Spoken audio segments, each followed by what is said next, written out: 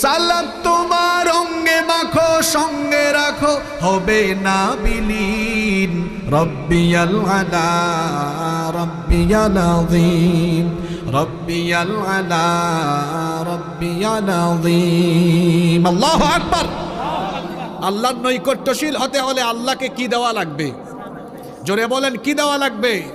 এ যুবক ভাইয়েরা, যৌবনকালে আল্লাহকে সাজদা দিচ্ছ না, বুড়া হয়ে যাওয়ার পর হাঁটু ব্যথা কোমর ব্যথা যখন আরম্ভ হবে, ওই সাজদার আল্লাহর কাছে তখন কোনো মূল্য থাকবে না। এখন হলো সাজদার বয়স, এখন লম্বা সময় রুকু দেওয়া যাবে, লম্বা সময় সাজদা দেওয়া যাবে। বুড়া হয়ে গেলে পারা যায় না, ডায়াবেটিস, কোমরে ব্যথা, হাঁটুতে ব্যথা, মেরুদণ্ডে ব্যথা, পারা যায় না। এজন্য নবীজি বলেছেন, ইগতানিম শাবাবাকা ক্বাবলা হারামিক, বুড়া হয়ে যাওয়ার আগে যৌবনকে গনিমত মনে করো। সুবহানাল্লাহ।